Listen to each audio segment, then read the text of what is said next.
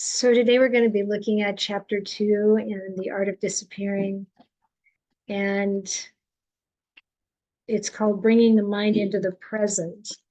And I don't know about those of you who have had a chance to read it, but for me, the most striking point, I think, was about caring attention. And so when I looked through the chapter, the things about, really when we do bring our mind into the present moment, when we're observing the body, or we're observing our feelings, we do it with care, with caring. And it's a lovely thing we can practice all the time, really. We can practice regardless of what we're doing. If we're putting our energy and effort into what we're doing, our attention goes into what we're doing. I love the way, as many of you know, I love the way Ajahn Ganha talks about it, really doing everything that we do as a gift, whether we're just cleaning up or listening to someone or whatever it is.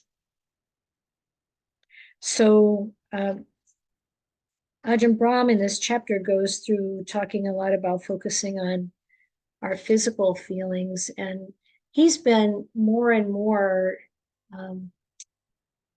expanding kind of when he does guided meditations, expanding the early part to really go slowly with working through the body and feeling the feelings in the body, and bringing that caring attention to the body, which I think makes all the difference. It's not just scanning from head to toe or toes to head. It's also really coming to it with a kind of kindness. So he talks about kindness and gentleness, which of course is also the way that he talks about right intention, letting go, kindness, and gentleness, as opposed to renunciation, non-harming, and non-cruelty, for example. Different translations of the same words. But for me, the letting go, kindness, and gentleness makes a much more of an impact on my mind.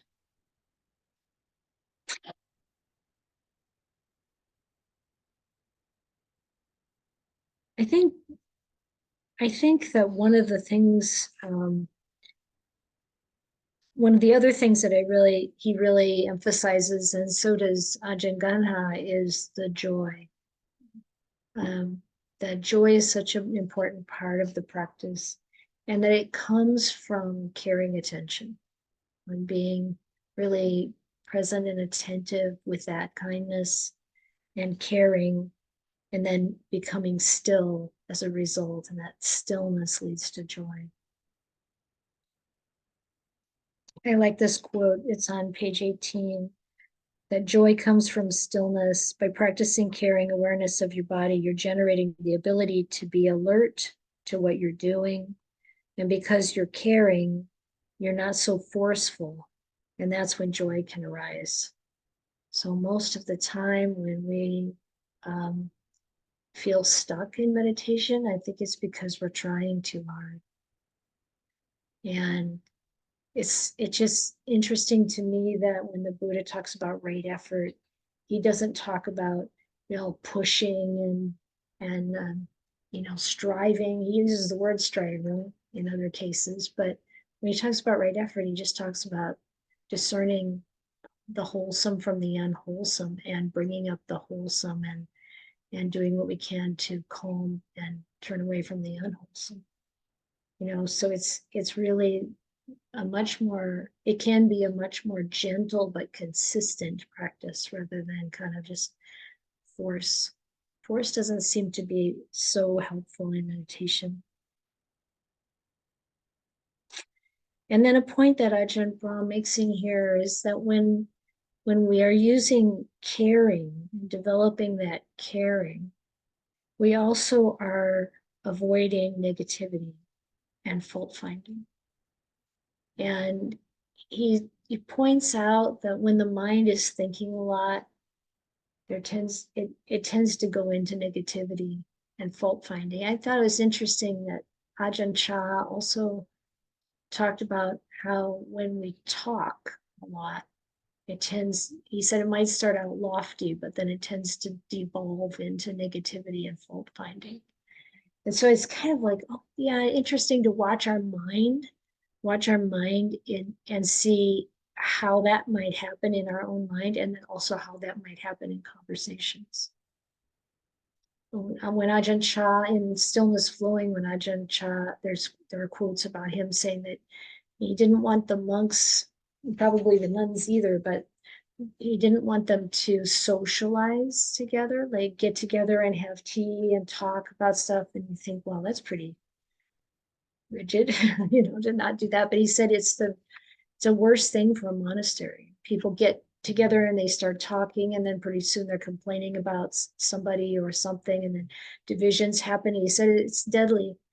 He had the community doing a lot of things together, but they were working together, working on projects together, and practicing meditation together, those kinds of things, going on alms round together, chanting together, but not just sitting around chatting, because he said it just creates trouble.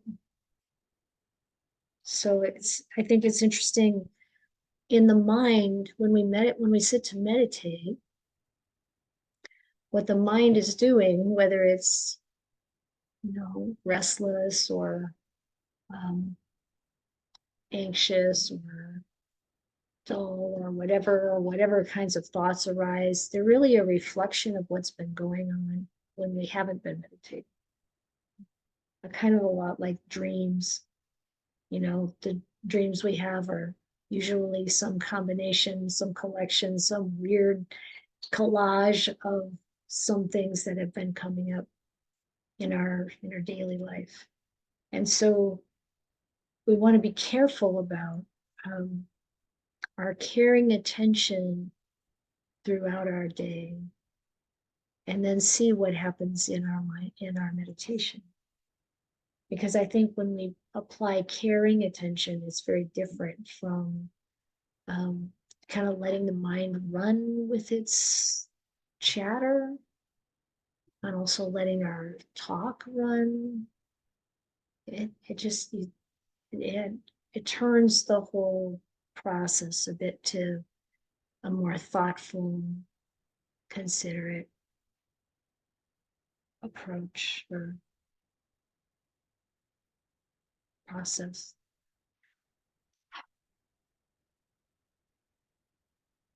And then Ajahn Brahm also talks about how important the faculty of mindfulness is.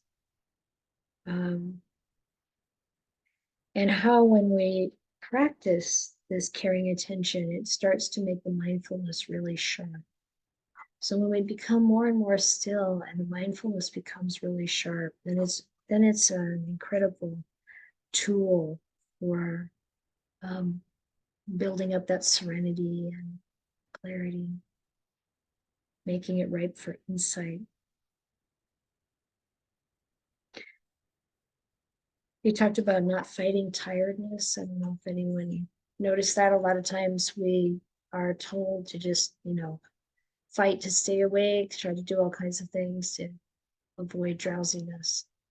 And Ajahn Brahm doesn't say just go lie down, but, like being present with the sleepiness without fighting against it. Because the fighting against it can actually be aversion. But you don't need more aversion. None of us. So there were a couple more sections in here.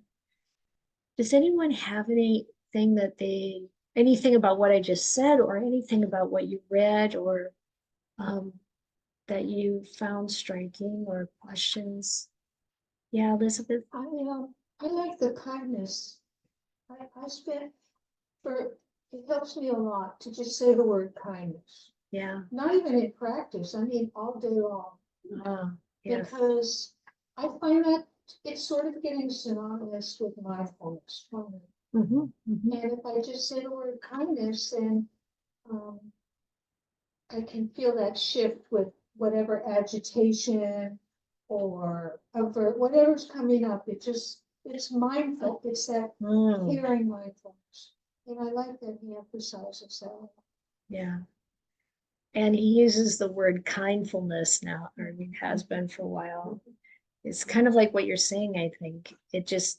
I feel the same way about metta and piti, like the mind becomes more still and you feel some tingling or spiritual uplift in the body. And when I practice loving kindness meditation, I have the same feeling. And so it feels, and I talked a little bit with Ajahn Brahm about this during the summer or during the Vasa. And he agreed, it's like so many of the, well, so many of is the right way to put it, but that metta meditation, kindness, loving kindness, and the joy of the practice as we experience it, as our mind becomes more still, are so close together, almost it becomes the same thing. And you can't really do mindfulness of breathing without that metta coming in. Or, like not necessarily that you need to be focused on your breath when you're practicing loving kindness meditation, but that whatever it is that brings whatever meditation object helps us to become very still, there's going to be a softness there when we enter samadhi. And that softness is also so closely related to loving kindness, at least in my experience. I don't know how it is for you, but it's certainly far from aversion or negativity. Yeah. Do other people had something to say?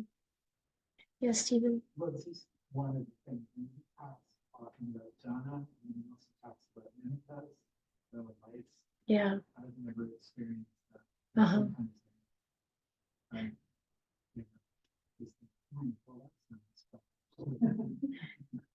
So I don't know if you could hear Stephen, but he was saying that Ajahn Brahm talks a lot about jhana and he talks a lot about nimittas, and he hasn't had that experience. And that's true, of course, for a lot of people. Yeah. And we're all wired differently. And one thing for sure is we have to accept the mind that we have, and it's okay.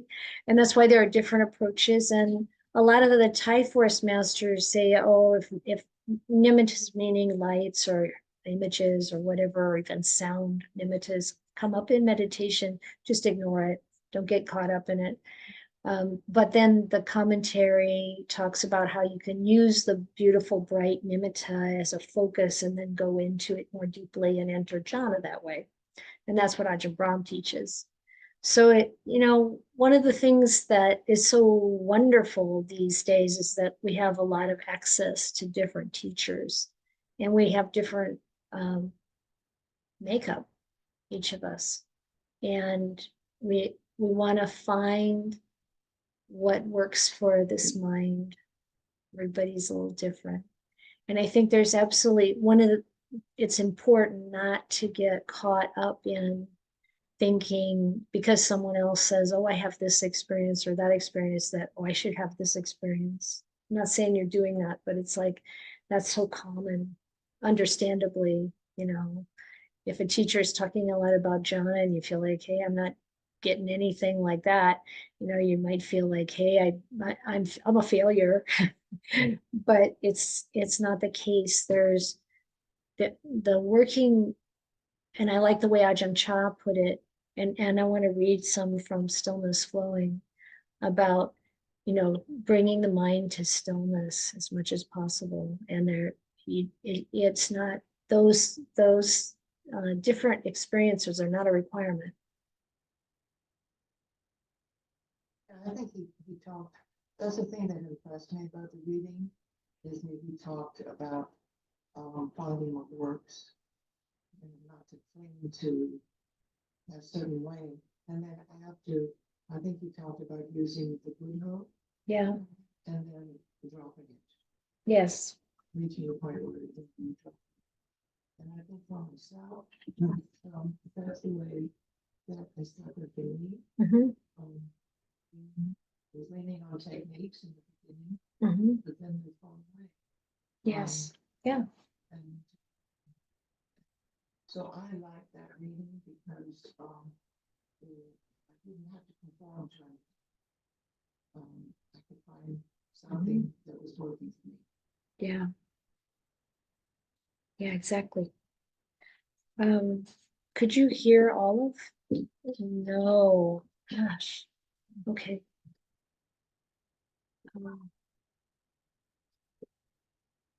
Hi, Mariah. Can you hear me all right? Okay, good. So I wonder if do we have the right speaker on? I think so. I mean, you mean the microphone? Microphone.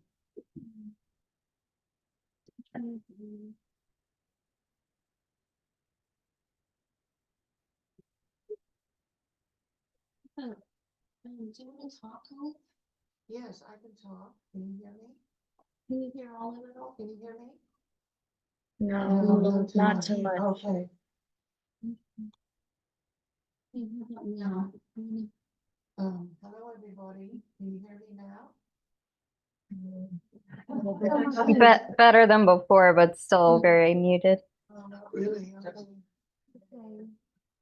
I don't hear you. No. That's the T. Okay, now talk again. Hello, everybody. Can you hear me? Okay. Okay, It's still good. not awesome, but it's okay. Okay.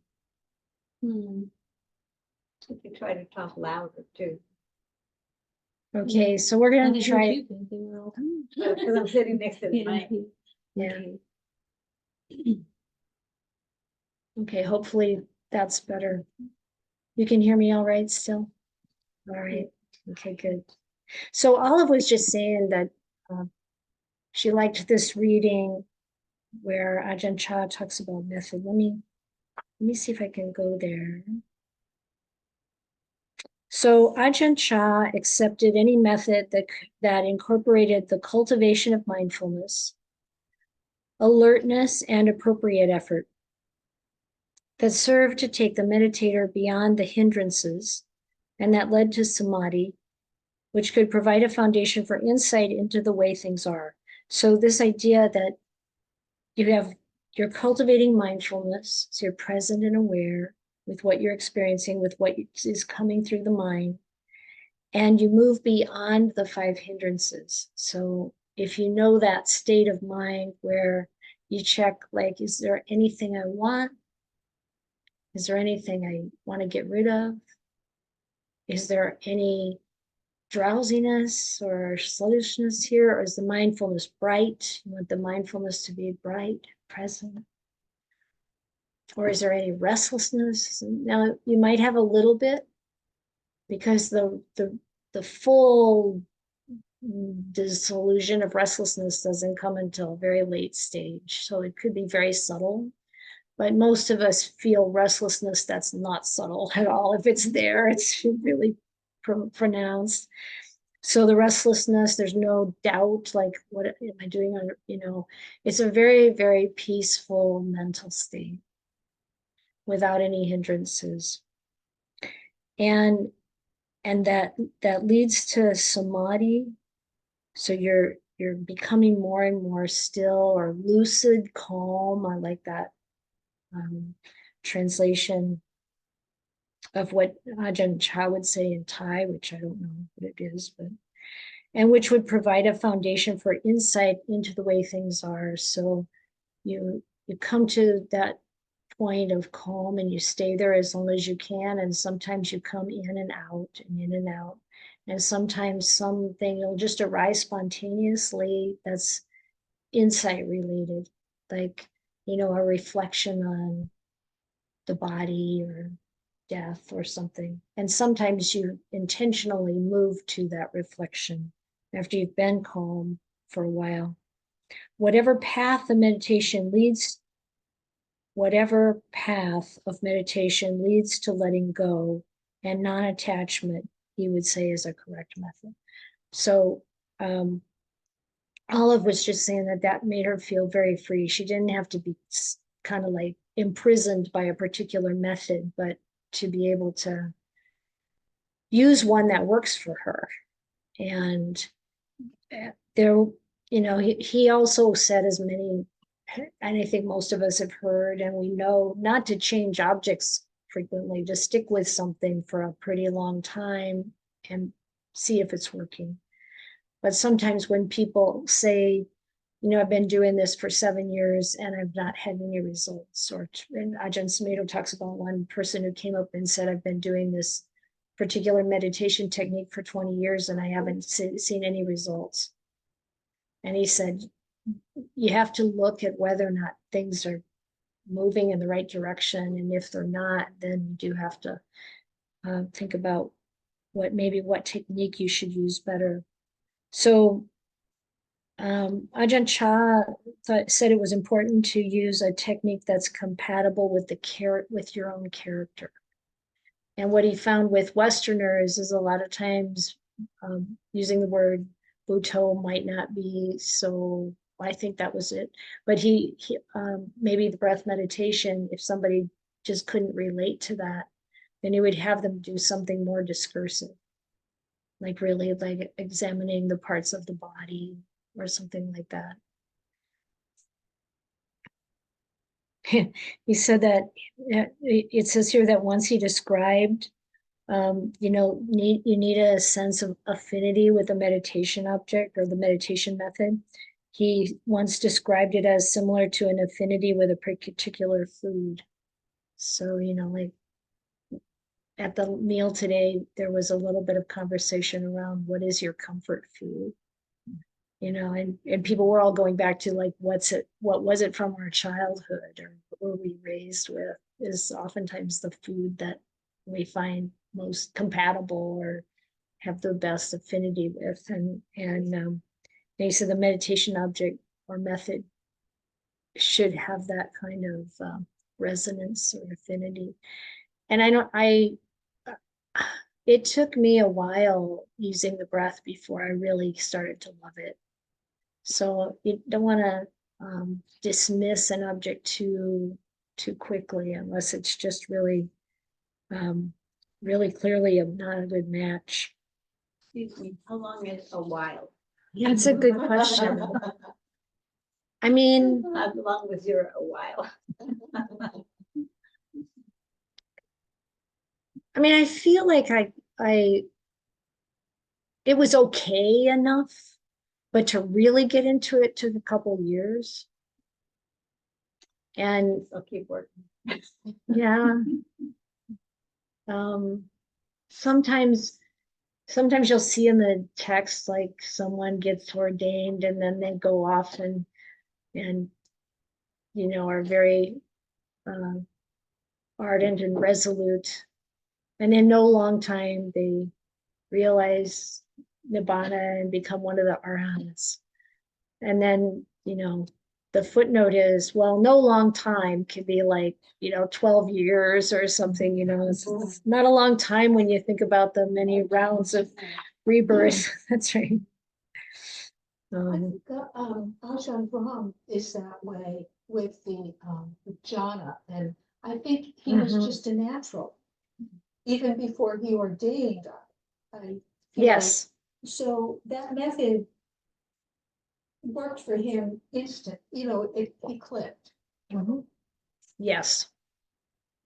And I was listening to a Q&A with Ajahn Suchart recently. Oh, it was the interview that the Clear Mountain monks did with Ajahn Suchart, I think a couple years ago now already. But he also says meditation was really easy for him.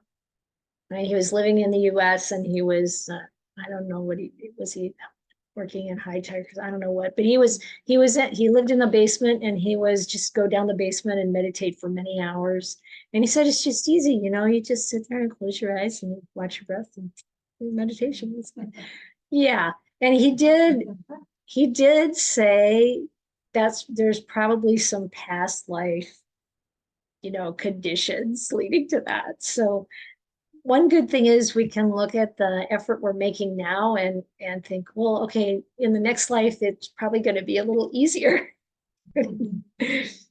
Yeah, I wanted to like follow up with what Olive said too, because I can't, I mean, samadhi is like, I'm a very kind of tense and nervous person. So samadhi is not really something that I've had except for very short periods sometimes. But I appreciated the Buddha because it does help me focus a little more on the in-breath and out-breath. And also what he said was, and remembering what Buddha means. Yes. That it basically means really seeing the way things are. So I'm actually finding that helpful to help me kind of settle down and just try to stay with the breath a little bit longer than ordinarily I would be able to do. Do you do walking meditation at all? I don't do walking meditation. When I'm walking, I try to remember to be mindful. But it's just, it's just been a miracle that now that I'm finally able to Yes. come here and sit in the morning, sit Yeah. sit in the evening and sit in the morning. So I'm just That's coming good. back to being able to have more uninterrupted opportunity to practice. Yeah. Yeah. I think when I stayed here, I did walking meditation in here. Oh, I have done that when I've been home retreats. But it's Yeah. been a few years. Yeah. Yeah. Well, we used to have the couch more pulled forward, Right. so there was a walking path. But you might be able to clear enough space in front of it. I just walk on. I find it beneficial to do walking meditation if my mind is pretty active, and to use Buddha as I do walking meditation. And I also do meditating or mindfulness while walking, which is different, like what you're talking about. Go for a walk and just bring special caring attention to what you're experiencing. I know Joyce really loves doing that too. And it's different, but in the different ways that you use mindfulness throughout your activities, you can notice that there, especially afterwards, like if you're really listening to someone,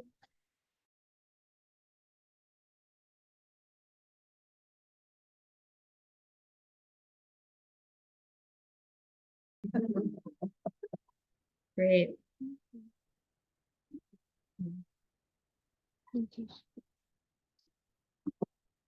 Yeah, so I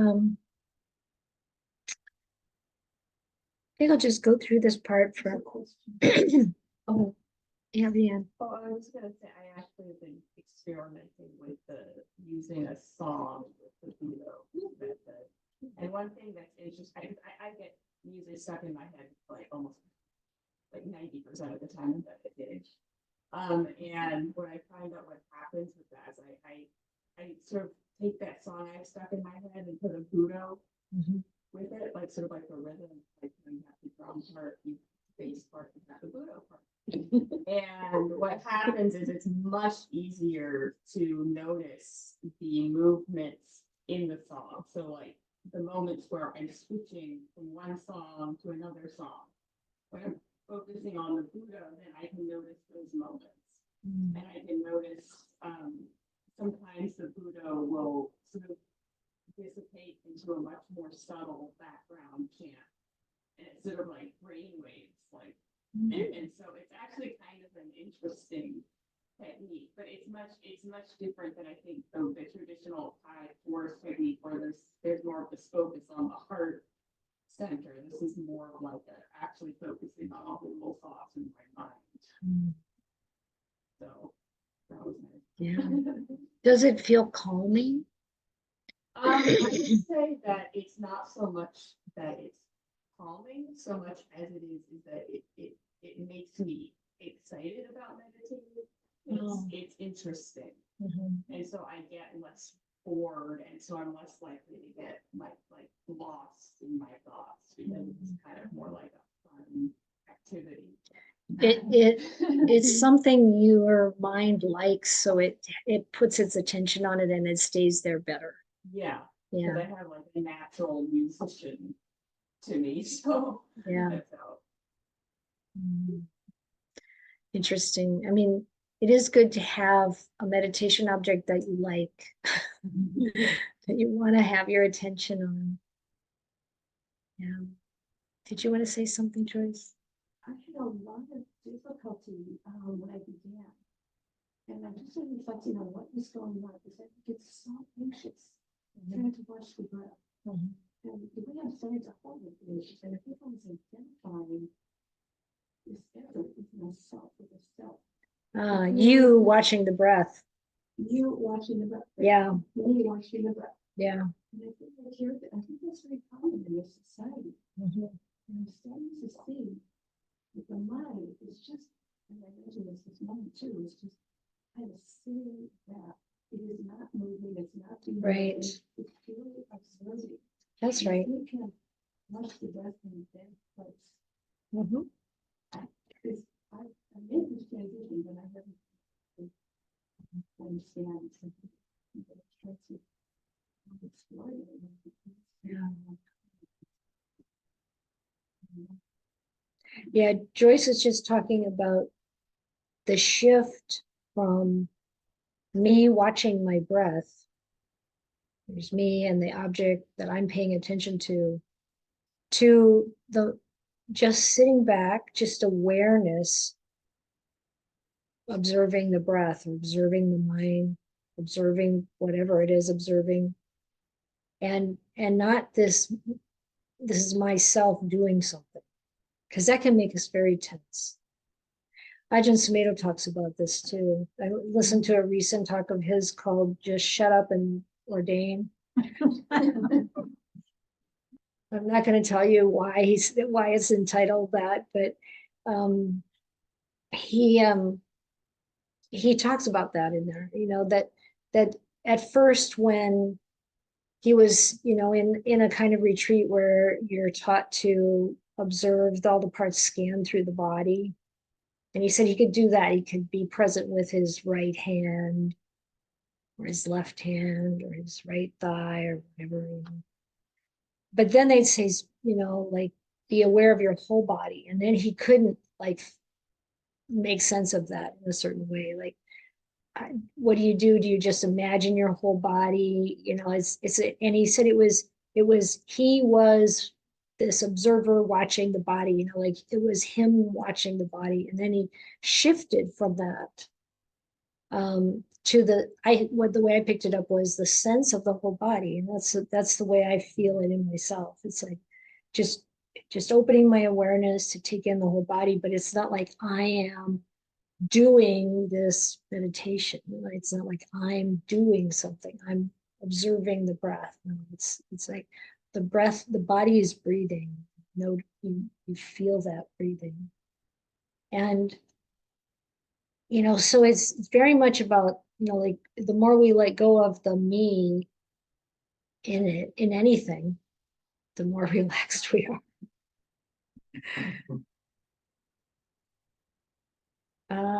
Who wanted to say? Did you want to say something, Ling? Yes, Aya, thank you. I don't know if it's okay to ask questions. Yes, please.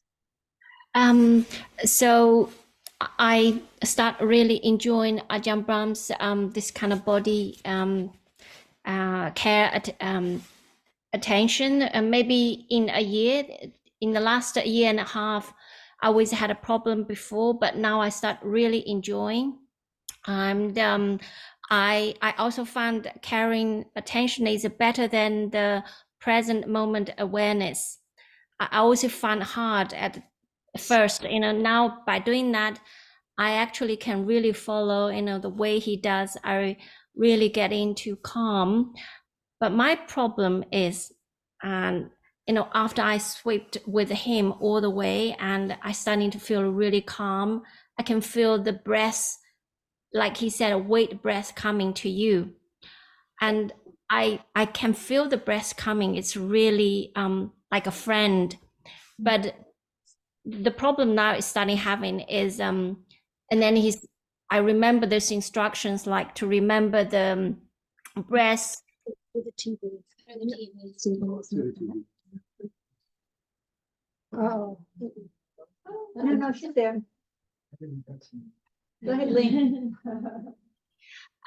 So I start to feel like, and the breath is like a, you can feel the breath, and I still feel like breath is coming, and then but I starting to imagine like I needed to know the whole body of the breath, like Ajahn Brahm's talking about the whole body of the breath is in and out, not actually the body. And often at this moment, I starting to have thoughts coming. Yeah. And I notice those thoughts, and shortly I come back, and then I try to, and that's the moment the problem start happening, and that thoughts coming, and I going back to body again, and then I started to breath coming again, and then I went back, and then I started to feel breath is very uncomfortable, and then I go back to the body again and feel good again. So I'm stuck in, sometimes I can sit, I don't know if it's long, I can sit easily an hour, but it's going nowhere. So I don't know what to do afterwards, because I just keep going back this carrying attention to the body. But when the breath's having this starting a little bit going, I just stop. So Let me see if I heard you, if I caught it correctly. So what I heard you say is when you go through a body scan, you start getting very relaxed, and the breath naturally comes to you. Then yeah, you can really be present with that carrying attention with the breath, and you become calm. And then the problem comes when you're making a shift to the whole body of the breath. Like you're trying to observe the whole breath as it comes in and goes all the way in and all the way out. Is that correct? yeah. Or Yeah. follow the breath, continue following the breath. Right. So what I would recommend trying is to just not go to that step. Stay with the breath, the calming of the breath. Make sure your mindfulness is bright, so you're not getting dull.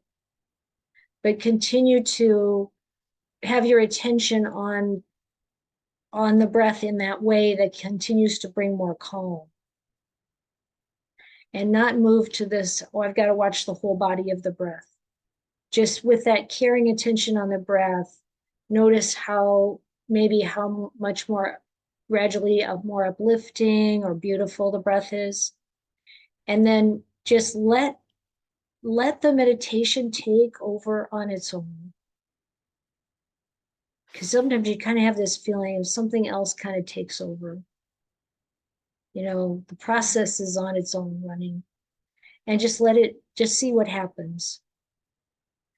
But I think what's happening is, you know, that there's a next step. So this is the way it is with mindfulness of in and out breathing. You've got 16 steps. And then if, you know, initially we want to learn those, and we want to learn how to use each one. But then we need to have that pattern like deep enough in our system that we just go in and we observe the breathing, and we have whatever little routine we have that helps us calm down, and we stay with that. And then we let ourselves become more and more calm, body and mind. And you don't worry about the steps. You just let the mind go into a stillness. And as it does, you can get the sense of like it's another sort of energy or something that takes over. But if we keep thinking, oh, now I'm supposed to go to the next step, then we're just in the mind again all the time. Now, when problems arise, then like you did, Lang, if we, for whatever reason, we come out of that calm, or where the sense of stillness is disturbed, the mind just comes out or whatever. If you still want to keep meditating, then you gradually bring it back in. So you might go to a different, you know, like you said, you go back to the body. But see what it's like if you let go of trying to use the phases Ajahn Brahm's talking about so meticulously, especially that step of observing the whole body of the breath. when I use that step of, because I don't interpret it as the body of the breath, I interpret it as the whole body. So that there's a kind of an ongoing kind of debate about this. The commentary is what said we should look at the body of the breath, but in the sutta, it actually just says body.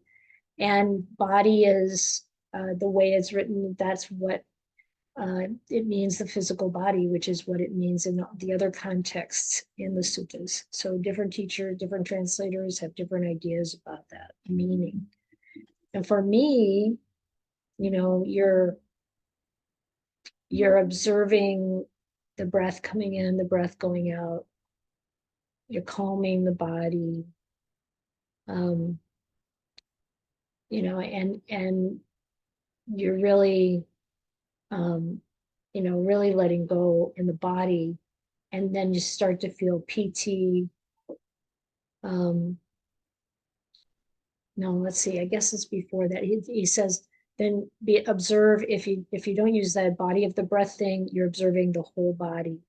And when that happens, and just, it's like I experience the whole like body area, the whole orb of the body. So it's the body is breathing. Feel the breathing, breathing through your skin. I didn't, because I always, you know, just brought my kids to the monastery because it was another place to raise children. It wasn't really doing a practice to me this month. So I missed all this. But I already, I mean, I read intellectually, so it was useless to do it. I didn't even try to use the stuff in meditation because I read that was so ridiculous. But you were just doing it. I already, well, while we were talking to do it, so. Yeah. Yeah, That's good. super anxious, people feel anxious. So I feel this belly. Yeah. My pores are breathing. So I didn't think, I didn't need to be listening, but I heard that, you know, ecclesiastical intellectual argument, breath of body versus, it's the same. So your body. That's how I feel too. Yeah, your, when one senses the full body, if you let the breath present itself, right, you don't, well, searching around for it, you know, then the boundaries of the body become very permeable. Yeah. And like in my fingers now, so you can feel the energy go through the pores. And or however you experience or it. something, And then also body parts can start to become diffuse. right. Can you hear Mariah? No. So I want to just, she was talking about how naturally that happens for her, that there's this sense of the whole body, and the it to her it feels, or her perception is like the breath is coming in and out of the pores of your skin, and it's not an uncommon experience. And the skin doesn't, then there's no skin. Yeah, then it starts dissolving. So just try that, I think, Ling, to just not go to that step and see what it's like if you just feel the breath the way it is, and stay with that. Does that make sense? Yeah, I definitely will try this approaches. I think I sort of did sometimes, but I also notice now it's kind of strange. Like I really enjoying this body carry orientation, but thoughts coming in, and my question is, I don't know. Should I just stop meditation or just dealing with the thought? Because you talk about these 5 hindrances.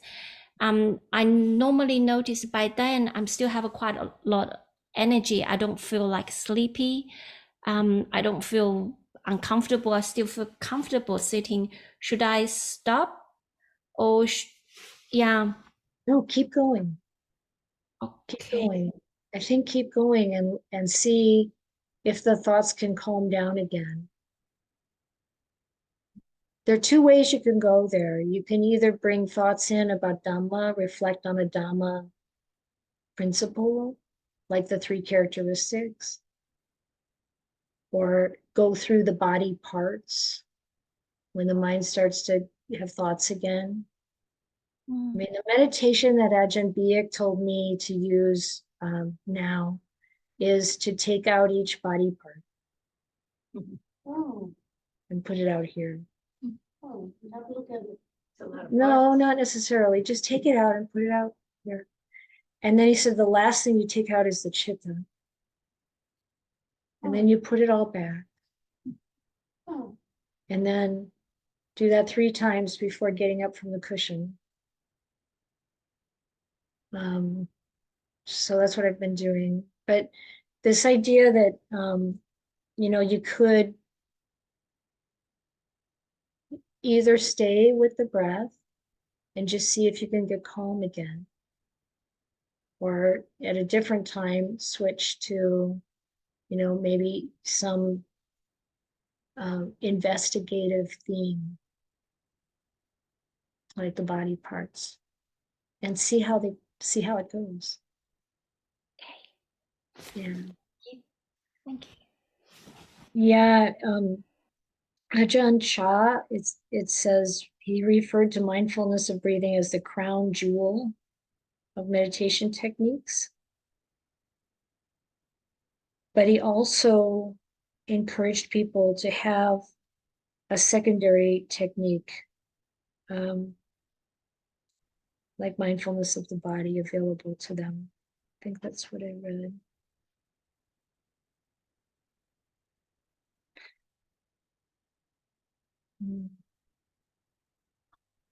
Yeah.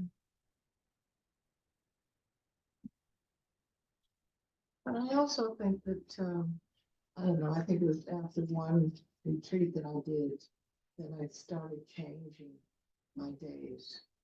And meditation became the moment I put on out of the bed on the ground. And a mindfulness that, then I went into the kitchen, and then I filled the kettle up, and then I squeezed the orange or the lemon juice. And that changed a lot in me. I wasn't so concentrated on sitting, meditating, that that everything had to be about sitting on the cushion, that my day could be a meditation. Yeah. And you mentioned sitting for an hour. That's a long time. Well, it depends on Yeah. what you're used to. I mean, Yeah, well, for me, that would be a long time. yeah. So that's maybe why I changed. So that my mind almost started the moment I woke up. That's good anyway. Yeah. I mean, for everyone, even, like if you sit 30 minutes a day, or 30 minutes in the morning and 30 minutes at night, or an Right. hour in the morning, or an Yeah. hour at night, Yeah. or 2 hours or 3 hours at a time, and Yeah. still wanting to have mindfulness through the day. Yeah. It makes those times sitting so much better if you can do that. I just like the freedom of finding the way to meditate. That actually Yeah. helps you, the way it helps. Yeah. I think it might be good to do some meditation at this point. Alan's smiling. I like that. Judith's smiling. Sure, please go ahead. Okay.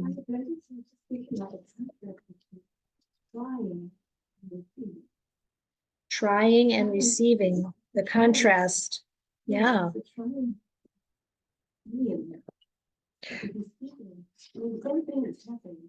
Mhm. It's the way that you're relating to it. Mhm. Does it make any sense of why it's listening or something? No, I think it makes sense. It's the shift in attitude. Instead of me trying to control something, it has a lot to do with control. I think when we try to control the meditation, it doesn't really work that way. But if we're open, like you said, the word receiving for you, I think not necessarily what something else is giving to us, but we're just open and calm and then let whatever is emerging emerge. That could be a shift that Lane's describing. And she's doing the body, she really started it. But then it shifts to a different step, which is kind of the logical aspect to it, like teaching number two. You know, it shifts to. Yeah. I think so. Okay, find a comfortable position.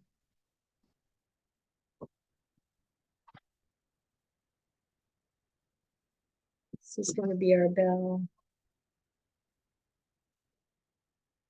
Can you hear it? No. Sorry about that. Still no bell sound. It's the tone. It's, It can hear how you're. it's not going to do it on the carpet. Oh, maybe it does. And they're like, oh, I can kind of hear it. Okay. All right. So,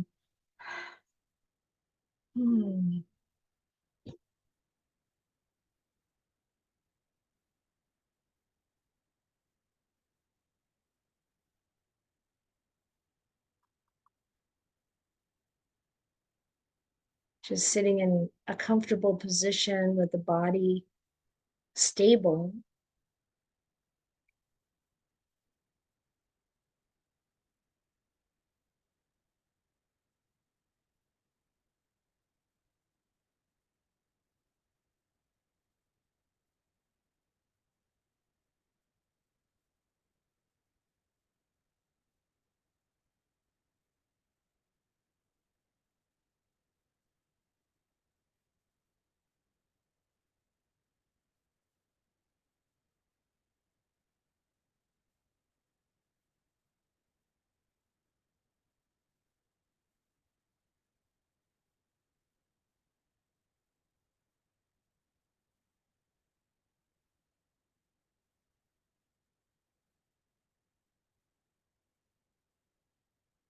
And bring the attention to the top of the head.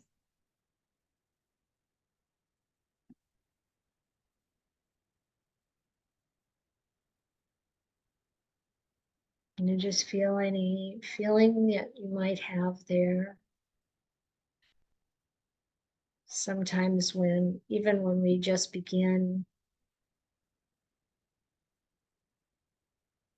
we might feel a little sensation there on the top of the head, a little tingling, a warmth. But maybe not.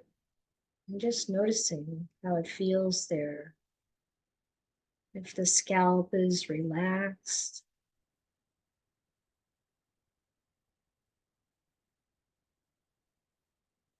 we can allow it to relax.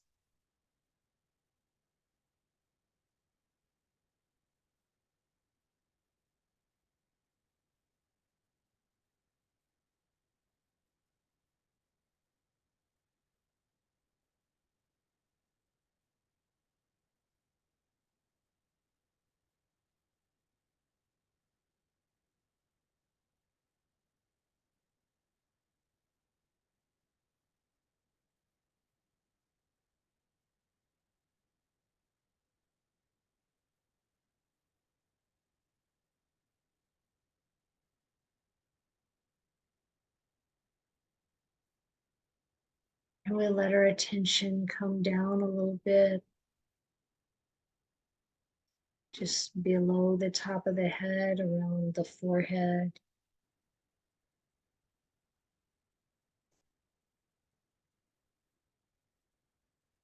Let the forehead relax.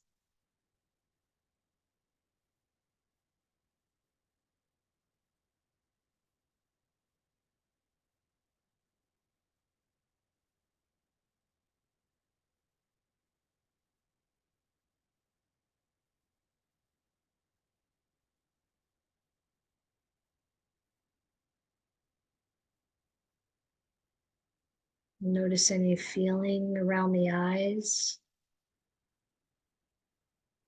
sensations.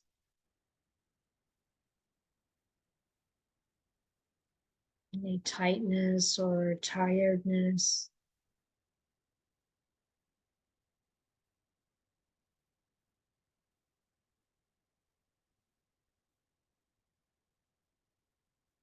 When I want to relax the muscles in a particular area, I breathe into that area. And I know that might sound funny, but it's the mind going to that area in conjunction with breathing in.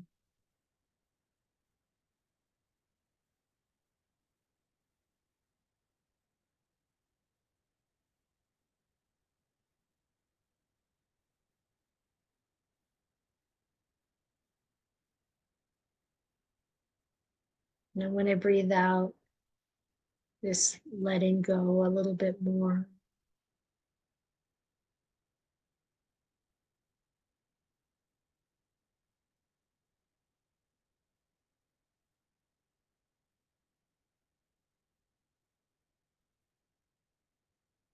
Or another way that you can work with a tightness, and like maybe tightness around the eyes or wherever, is to tighten the muscles even more, really squint and scrunch up your face and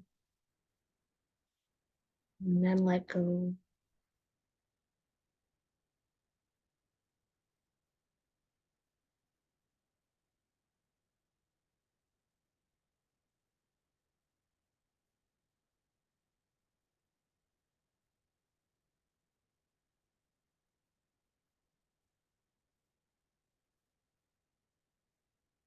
And we want to notice the cheeks, the cheekbones, and also the rest of the head all around the sides and the back at the same level, and just relax, let go.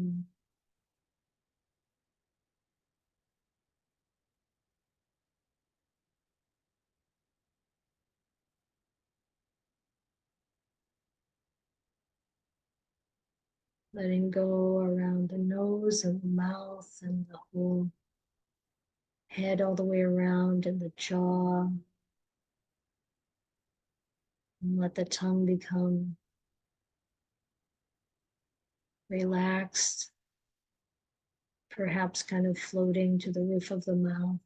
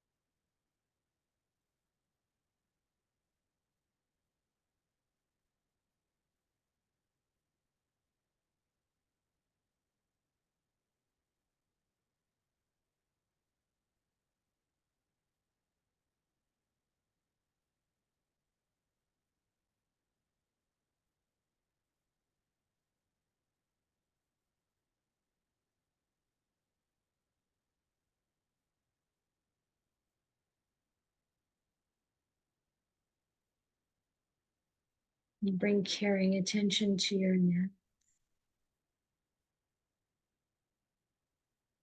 allowing it to relax.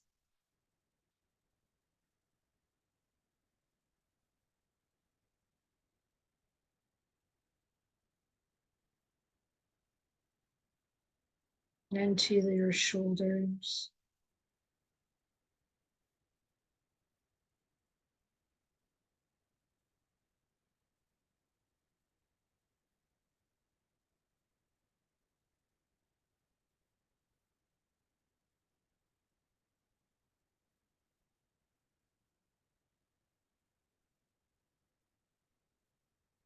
And relaxing the arms.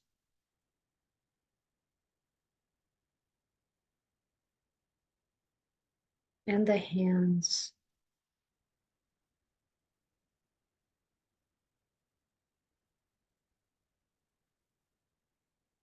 And to each part, that loving, caring, kindness, gentleness, that attention that strengthens our awareness, our mindfulness, and our kindness.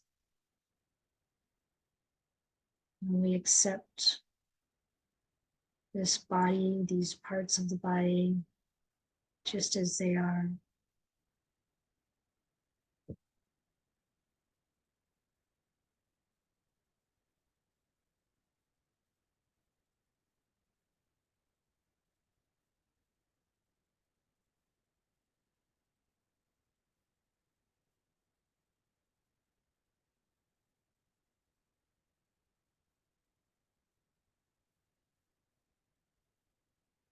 And bringing your attention again to your shoulders and letting your shoulders relax. And just feel what you feel there, what the sensations are.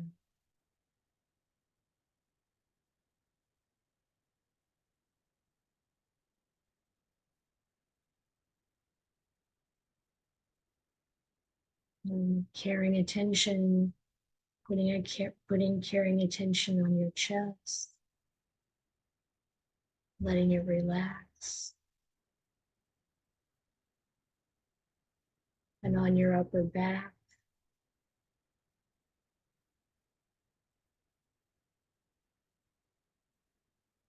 letting it relax.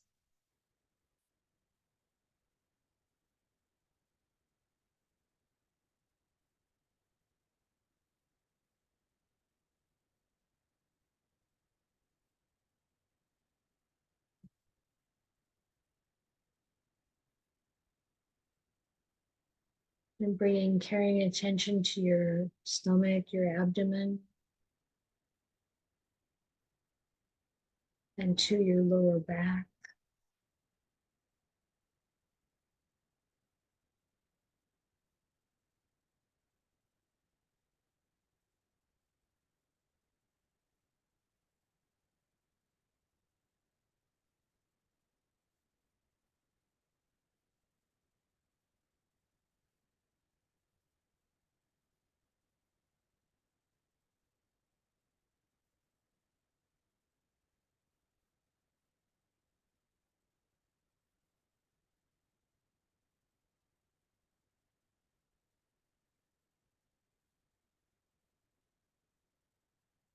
So your whole body is relaxed, except now we're going to relax the legs. We are carrying attention down the thighs.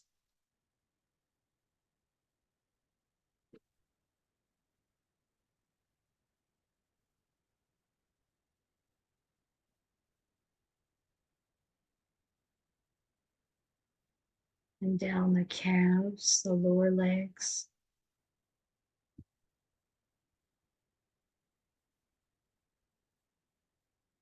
And the feet.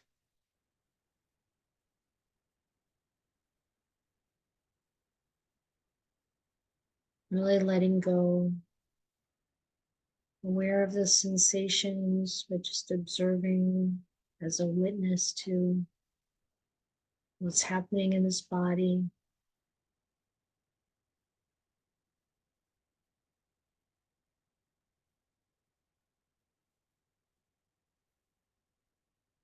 And if there's any part that's experiencing pain or discomfort, bringing some extra loving care to that part.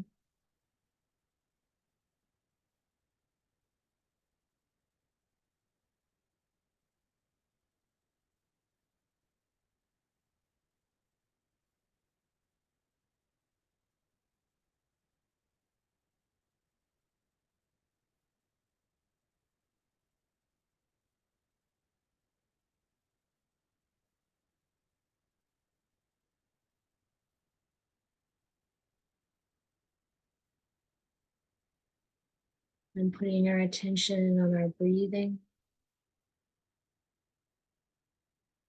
And just in a loving, caring, gentle way, observing the breath coming in and going out.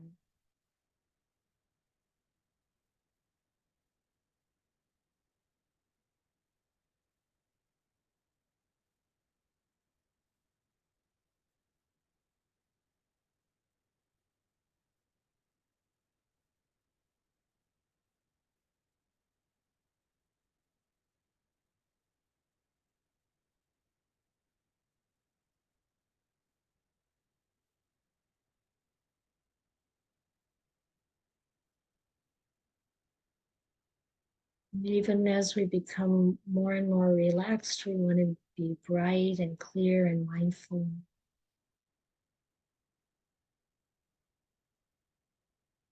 Kind and gentle, caring.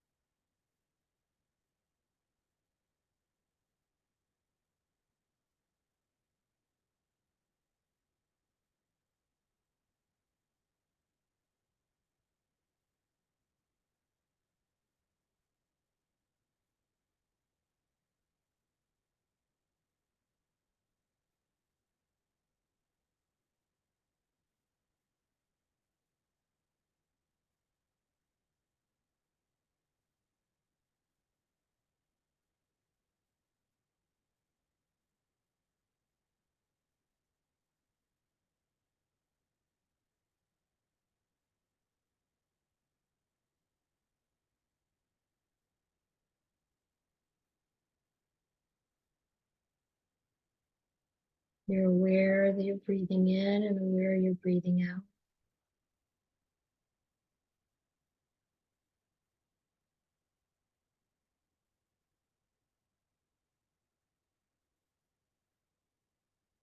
And there is awareness of the whole body.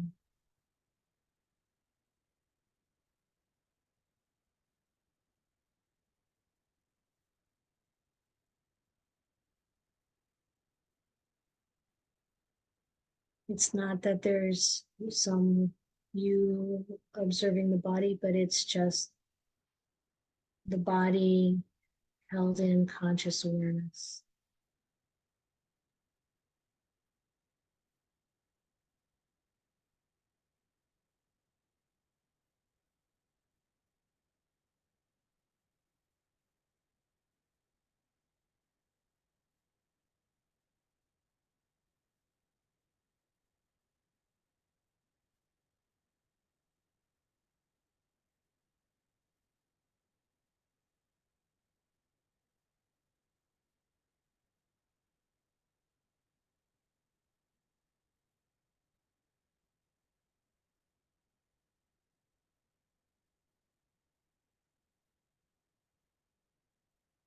If you feel like you're drifting a little bit, then use the suggestion to sharpen your mindfulness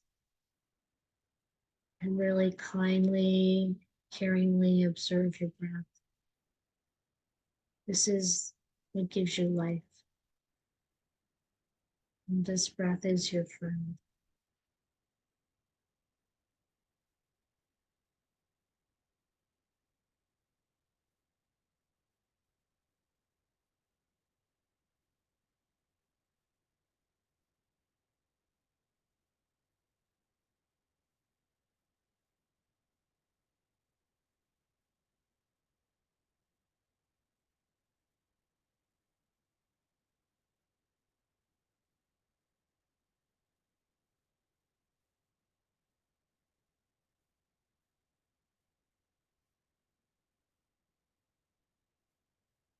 And then if something comes up in the mind, like a vision or thoughts, It's fine to disregard them. But it's also okay to observe them.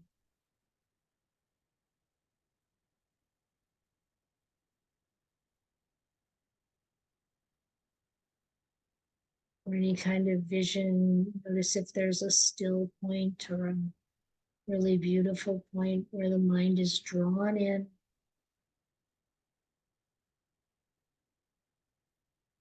And allow it to just absorb into it.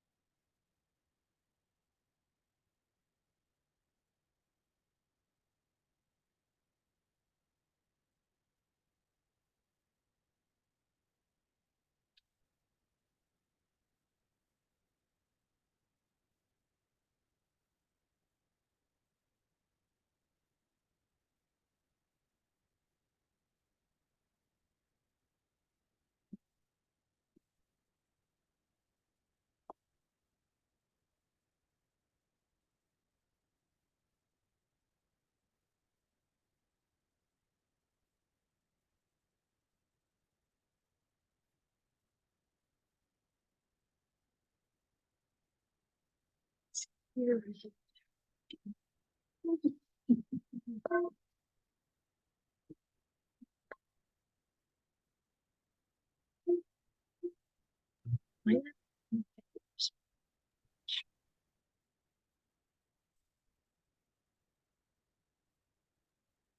think there's sound cancellation, Ayya. That's why we can't hear the bell.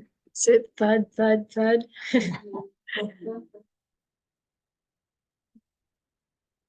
I don't know.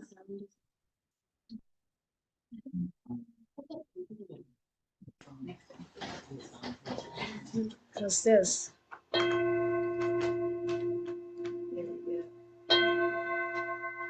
Got it. Sorry about that. Too many technical things to remember.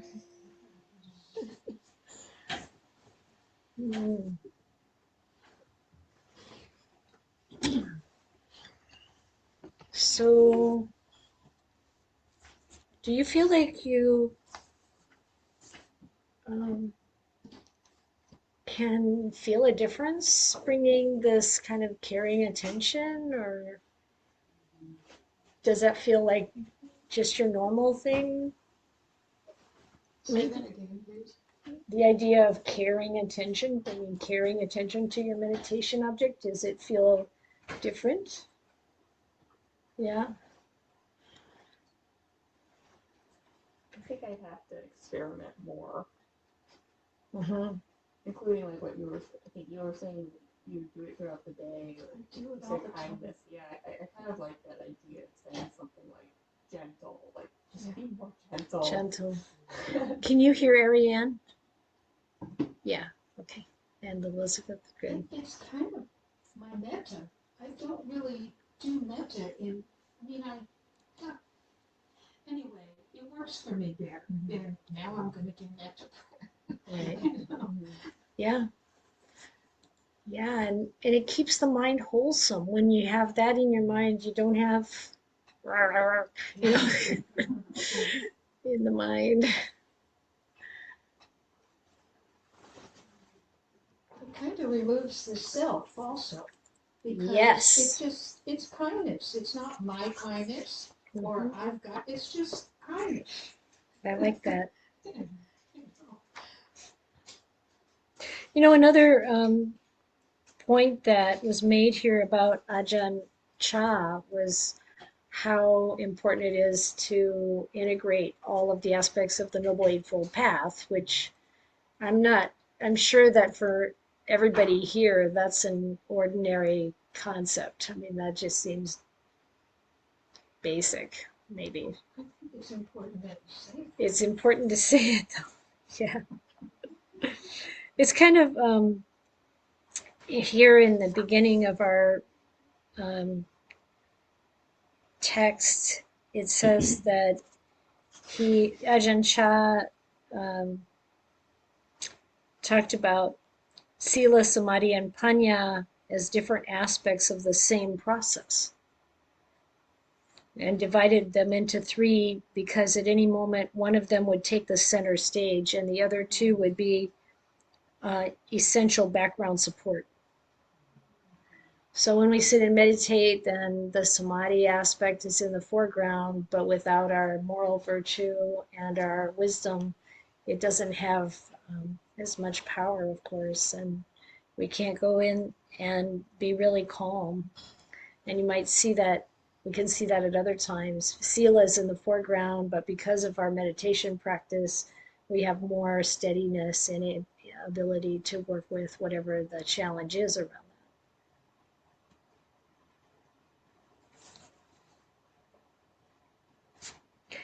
He also didn't believe that you could just meditate and the other two would just naturally come. I guess some people do think that. But he said it's not possible to simply train the mind, neglecting actions and speech. These things are connected. Practicing with the mind until it's smooth, refined, and beautiful is similar to producing a finished wooden pillar or plank. Before you can obtain a pillar that's smooth, varnished, and attractive, you must first go and cut down a tree. Then you must cut off the rough parts, the roots and the branches, before you split it, saw it, and work it. Practicing with the mind is the same as working with the tree. You have to work with the coarse things first. You have to destroy the rough parts, destroy the roots, destroy the bark, and everything which is unattractive. In order to obtain that which is attractive and pleasing to the eye, you have to work through the rough to reach the smooth. So I think he's saying here we've got to refine our speech and our actions and our thinking, and then we get down to more subtle aspects of meditation. But it's not so easy to go the other way around. Ajahn Gunha often talks about, people doing a lot of meditation, but they're not removing their defilements. You get up from meditating and you get into an argument with someone. Get up from meditation and get into an argument with somebody. Yeah. Are there any questions? Can I just make a comment? Yeah, go ahead, Allison. One of the things I liked very much was the comment that when you do experience something in meditation, after you finish the meditation, try to recall what led you to that point. Mm-hmm. So I'm not sure that I've ever really done it before. I'm trying to do that more, and I feel that it's a way to strengthen and keep that type of. Yes, definitely. I think it's very helpful. So Allison, in case you can't hear online, Allison's bringing up the practice of noticing, or after you meditate, noticing what are the causes and conditions that led to wherever you came to in the meditation. If you feel, like noting, okay, what were the conditions? And then you have a better chance of further developing that. Yeah, I think the point was to try to, when you start again another meditation, to try to remember what it was that got you to that place. Mm-hmm. I found that very helpful. So Yeah. Because sometimes things will happen, I just kind of feel like it's a miracle, Right. And that's it. I don't. Yeah, you So, can't but now I feel repeat like, it. oh, this is something that I can foster, I can nourish, I can Mm-hmm. try to repeat. I mean, in a Yeah. sense that it's going to happen. Yeah, it's not the kind of repeating experience like you have a great experience and then you want it again. It's more about learning, what leads to good results, and then remembering that when you start again, and trying to put those good conditions in place, and then see where that goes. It's all, meditation is really, it's fascinating. It's not just like sitting there for whatever period of time and, just letting things unfold. It's like really learning about your mind. What is the state of my mind? And then later reflecting, like, what, it's not just the causes and conditions of what I did during the meditation as I started meditation. That's important. But it's also what you've been doing, all week, or what you've been doing all day or whatever, how does that affect my mind, and what do I want to do tomorrow that might be different or the same if it's helpful. Yes, Stephen. I read a really fine book called Attention Span from the book and also from hearing the interview, it talks about the things we do, we need like a residue, like, you know, we eat something, you still have that taste in your mouth. So like before meditation, you know, there's some emotional event or something, you take that super cushion. You know, Yeah. just being aware of those sort of things can be really helpful. And I think a lot of what we think and a lot of what we take in, especially with all the information coming at us electronically, like, you know, you have to think of it as like food. You know, if you eat a lot of sugar, you eat a lot of you know, fast food. Yeah, you feel it in your body Oh yeah, for sure. yeah. Yeah, so Stephen's talking about how what happens, what we take in through our senses and what's happening comes with us to our meditation cushion. And it's like, you know, if we are eating something, after we've finished eating it, we still have the taste in our mouth. And then, you know, what is it that we're consuming and how does it affect us? You know, it's all like we can think of all of this information that comes through our senses. It's like eating. Is it junk food? Is it fast food? Or, you know, are we consuming things that actually lift up the mind? Because it all leaves a residue there. Yeah, that's right. Yeah. I also found if we meditate more, it seems like meditation also help to build more wholesome action.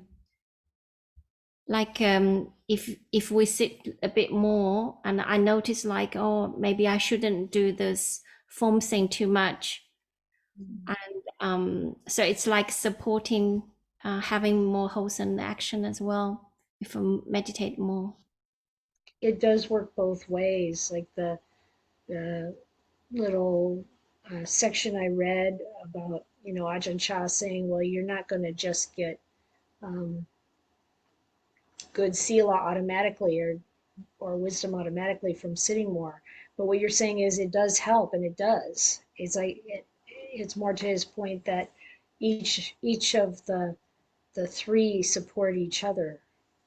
So you get, yes, it comes together, and ultimately it all the whole Eightfold Path comes together in enlightenment.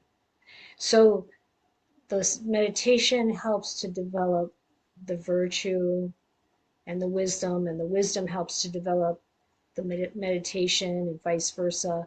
And it's like Ajahn Mahabua, the first thing that was translated that he talked about was wisdom conditions samadhi.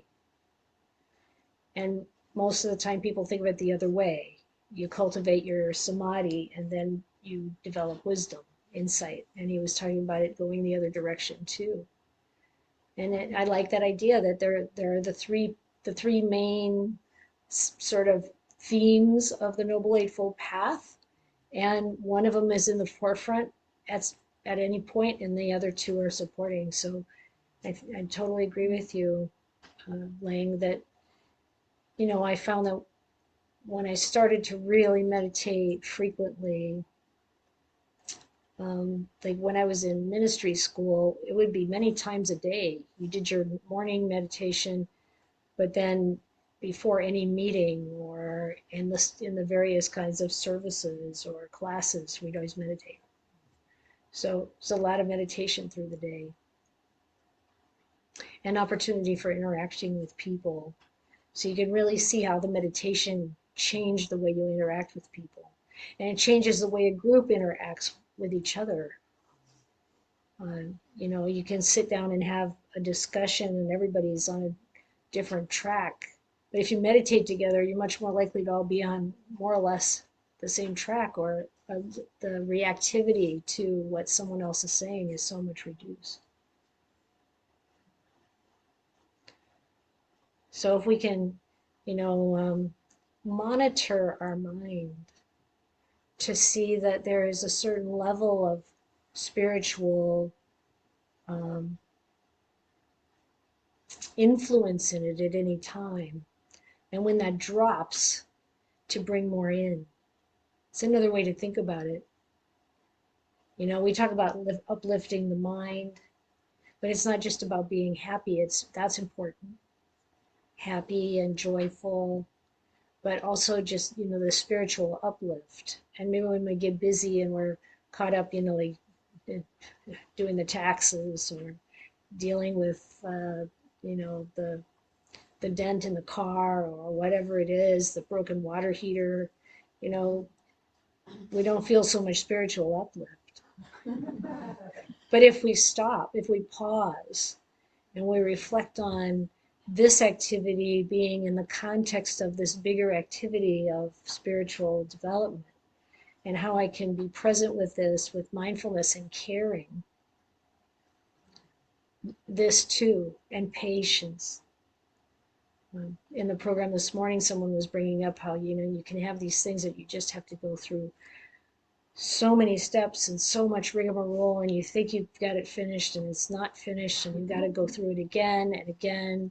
And you know, if we can do those things with patience, knowing that this is the nature of projects, this is the nature of, you know, this life.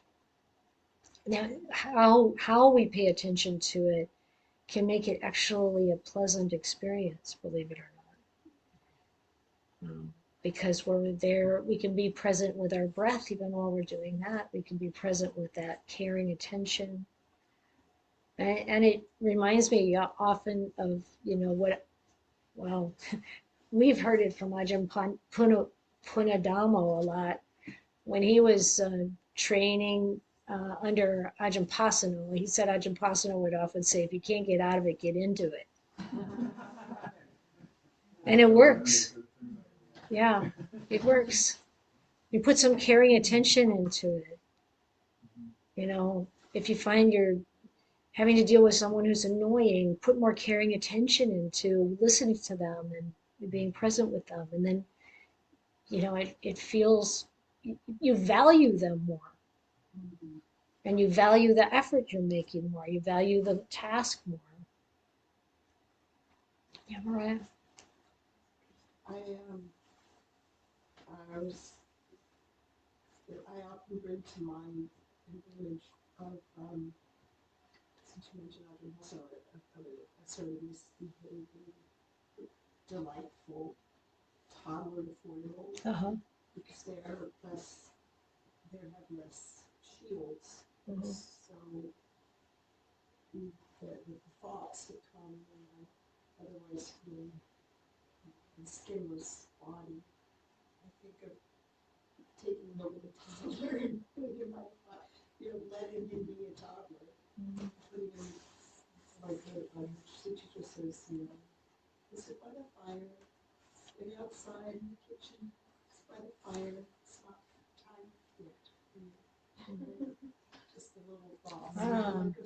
Kind of let them kindly put them aside until later. But it's not changing of the nature. I mean, our first encounter at the monastery, they were passing those kind of trails and they were exhausted, so it was a cheese and chocolate day. This Ajahn Pasano wasn't big on allowing, so he saw it was so triggered, and we didn't have any sweets in the house.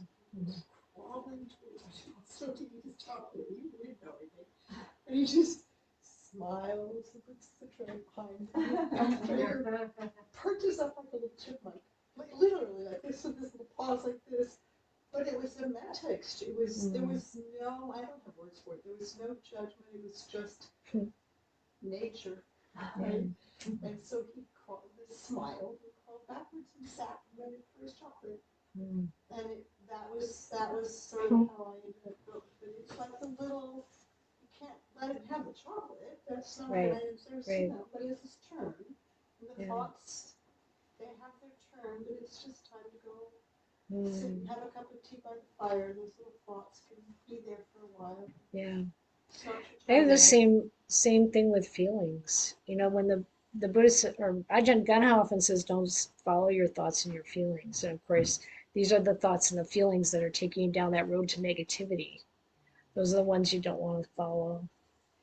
But a lot of times, you know, we don't want to suppress them either. You know, we want to be present with, we can reject thoughts, but feelings we want to take care of, because otherwise they get lodged somewhere and they come out in weird ways later. But oftentimes you can set them aside for a while. This isn't the time. I don't have the time right now. I'm at work. I can't like go into my childhood trauma at the moment, but I'll take care of you later. And that's often the best way. And that helps us develop this ability to see the distinction, the difference, the separation from our knowing, conscious, kind of governing mind and the childish, primitive, reactive mind, where all those feelings come up and where those thoughts that lead to negativity and all the judgment come up. And then the loving aspect of ourselves, the wise aspect of ourselves, you know, sets it aside and then takes it in and takes care of it later. Feeling it, trying to understand where it's rooted.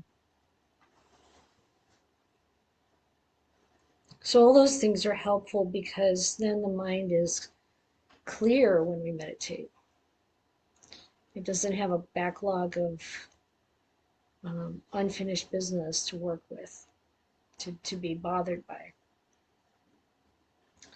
And I don't think I saw any of that in here, but that's how it works for me. There is this quote right here that says by Ajahn Chah. He said, "Look deeply. What is the present state of your mind? Simply stay with that awareness. If you keep that up, you'll have a foundation. You will have mindfulness and alertness whether you're standing, walking, sitting, or lying down. If you see anything coming up, then just let it be. Don't attach to it. Liking and disliking, pleasure and pain, doubts and faith are all just the mind commentating upon and reflecting on its experience. Examine its results. Don't put labels on things. Know what they are.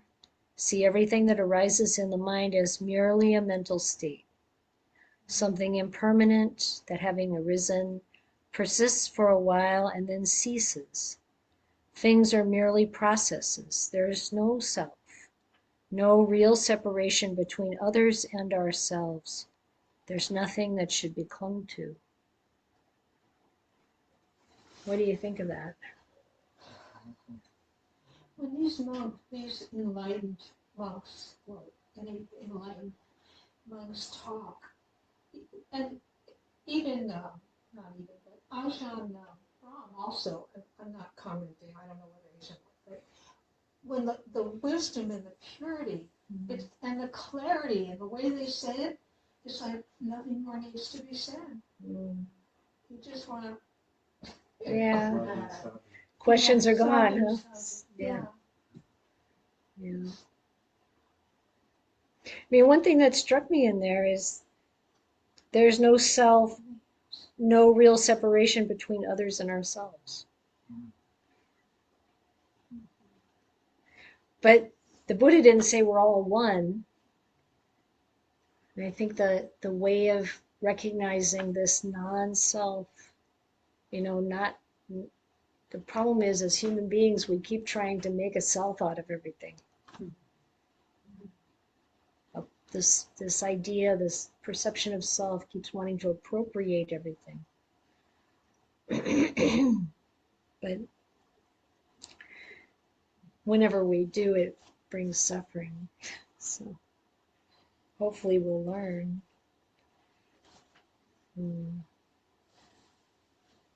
How do you make sense of that? Well, go ahead, Allison, to say what you were wanting to say. That's how I experience myself, is just being interconnected so deeply with everything else in the world that I just, there's nothing here, it's just belongs to everything, everything is interconnected. It's hard, I don't really have the words for it, but Yeah.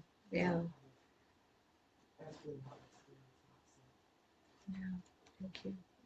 I experience it a different way. I experience it as an emptiness. Like it's not, it's just, I don't have words either, but it's not an interconnection. It's just like a big emptiness that everything Yeah. fits in. Yeah. But maybe they're the same thing as you go deeper and deeper into it. I don't, it's almost like a dissolving. Yeah. A dissolve. Can they hear us? Hmm? Can they hear us? Can you hear them? Yes. Oh, good. Okay. Well, Buddhism talks about nature and the elements and the foundations and in our body studies. And that's all about connection in my mind. I've arrived at a point where I'm not able to separate myself from the planet. There isn't any separation because nature dictates so much of what goes on and so much of what goes on with me. So connection is very important meditation for me or study for me because when I start to disconnect, that's when the defilements come along. That's when they step in and they take over. So I don't know, could you hear all of, no. Okay, so she was talking about how for her, the connection with the earth, with the planet, with everything is an important, a reflection and perception. And that when she doesn't have that feeling of connection, then the defilements come in. Do you feel, and this could be a question for anyone, do you have that clear sense of the body being connected, totally belonging to nature? Because it's just the same elements, the same process, the same, when it breaks up, it's going to go right back into that biosphere, it's just part of it. But do you have also the clear understanding that the mind is separate from that the mind will leave the body, separate from the body, and continue? No, the mind, I look at the six senses as being the same. And the mind is the sixth sense. No, it's not. Yes, it is. Oh, the sixth sense, you're saying. Yeah, I mean, there are five senses and the mind is the sixth. But it's not the only way that you. What the mind does is what it does. It thinks all the time. It's thinking and thoughts. That's what the mind does, and then the other senses do everything else, and everything comes through those doors. Mhm. That's my thinking. But the body is an incredible instrument because it lets me know an awful lot about my identifications, and I'm looking at not identifying with the senses. Yes. And that is being disconnected in my mind, in my feeling. So Olive's talking about how for her she thinks of the mind as the sixth sense, which is true. About the Buddha talked about the mind and thoughts as the sixth sense. But that's only one way to think about mind or consciousness. You have the sense consciousness for mind. But then there's chitta, which goes beyond that. So do you think that when you die, there's nothing left? I'm not sure. I'm not sure what happens when I die. I like to think of different things, and that's my mind thinking about different things. And I'm open. I'm very open. I mean, it's only really recently that I've even thought about rebirth.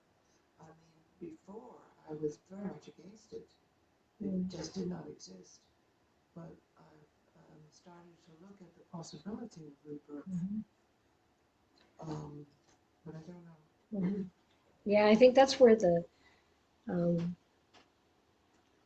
difference comes. So the Buddha talked about, of course, rebirth and the mind separating from the body, the consciousness continuing. It's not the same consciousness. There are different ways of talking about it. But the material of what our actions have been and the conditioning we've had continues on, and the whole process is driven by craving. So there is this continuation until we're awakened. And even then, the Buddha didn't say that it ends, because if you veer off towards nihilism or you veer off towards eternalism, he said you're going the wrong. That does, neither of those apply. That's not how it works. But it's a process. And we think of it all as a thing, and we're not thinking about the chitta as a thing that we have, but a process. Yeah, I like the process. Yeah. I like And that then the idea. process, when it becomes like, when the mind sees, realizes the true nature of things, it completely lets go, because there's no peace in it, in the whatever it's clinging to. Yeah, There's no satisfaction. yeah. That complete letting go, the Buddha said, is like the flame going out, and it's still. Yeah. And he says, if you think about, if you try to debate about, whether there's something left or not, don't go down that road. That's not relevant. So anyhow, it's like, I think it's worth realizing that something continues after the body dies. And that when that separation happens, which is one of the ways Ajahn Brahm talks about what happens when people have severe Alzheimer's or dementia and they don't remember people anymore for quite a long time. But then just before they die, they can talk to people and call them by name and speak lucidly and talk about serious things and then die. And Ajahn Brahm's idea about that is that at that point, the mind is no longer working through the brain, which the brain is what's diseased, which is what's causing that problem. When the mind starts separating from the body, then the brain is no longer the conduit through which it goes. Like you were talking about the body as an instrument. Yeah, it's an instrument for the mind to see and to do, to experience, I think. Yeah. Yeah. Right. So we were talking about not self, and thank you for that. That was very candid and very authentic.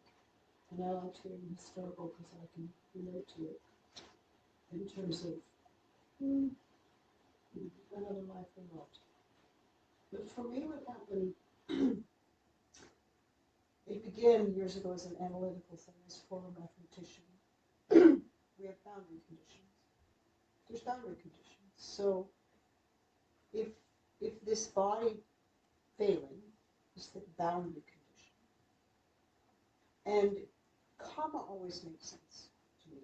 I didn't have anger to my mom. I thought, do I blame her, her mother? And that at 5, very young, with all of this chaos. But if you have an existential, for me it's an existential continuum. As you get closer and closer to the boundary, if there's a heinous thought or heinous act, body, speech, or mind, then where's the consequence? There is an end point to the body. So where's the consequence to the action that it needs? It's a separate thought, this much more complex thought. What is it? And I think that's the mistake. We're so materialist. We want a what? Yeah. We want a thing.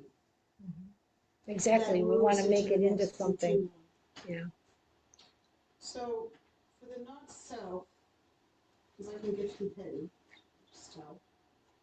What I realized is a but to take it into an experience, a simple experience. So I think for me, it's a perceptual easing of the perceptual attachment to something. And meditation, when I don't want to use the word samadhi because it seems so aggrandizing, but I do reach a something. Oh, I just realized it's 5 o'clock. So the perceptual thing, where does this plant end? Um, And my actual perception of it begins to continue. And I think that when one relapses the perception, the judgment, as Chito said, then there's just seeing. mhm. There's just seeing. Yeah. Meditation. The seen is only the seen, That's the the heard seen. is only the heard. It's, I see. yeah, that's So in the that's sutras. where I can taste the not self. Because I stopped putting me into that so much. Yeah, And yeah, I think I get it. Thank you. You had a question, Stephen? Oh, excellent. No? Okay. So it's 5 o'clock already. Time flies when I'm having fun, I guess. So thank you all for your attention, and